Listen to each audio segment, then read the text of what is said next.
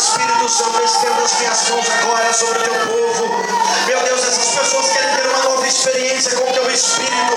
Estende as suas mãos agora. Meu amigo Espírito Santo, vem sobre cada um deles.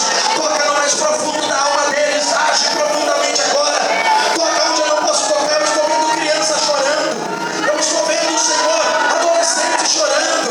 Eu estou vendo aqui anciãos chorando. Eu estou vendo pessoas aqui adultas chorando. Eu estou vendo homens chorando aqui, mulheres chorando, crianças, adolescentes, meu Pai, diante dos seus pés. Ah, meu Deus, isso aqui não é produto da minha força, não é minha intelectualidade, não é minha oratória. Isso aqui é o teu poder, é o teu Espírito comovendo eles. Oh, meus amigos e minhas amigas, meus irmãos e minhas irmãs, senhores e senhoras, sinta agora o sopro do Espírito. Ele está soprando aqui neste lugar. Sinta o mesmo vento impetuoso que invadiu o lugar onde nossos irmãos primitivos estavam reunidos. Sejam impactados agora. Sopra, Espírito Santo. Sopra, Espírito Santo. Sopra, Espírito Santo.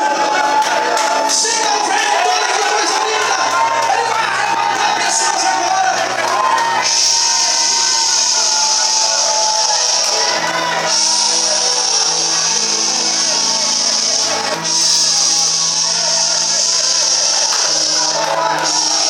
Que coisa linda!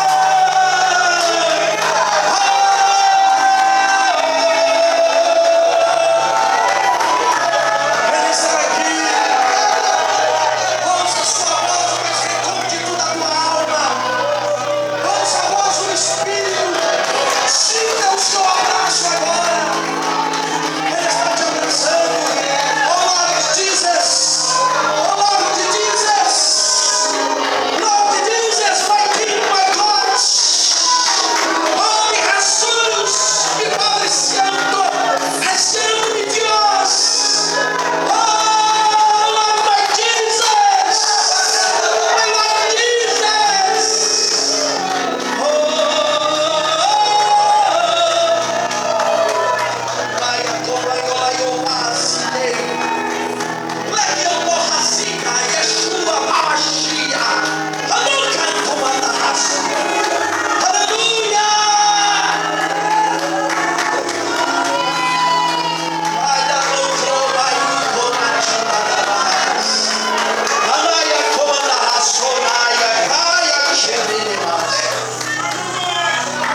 Quem quiser ficar de pé,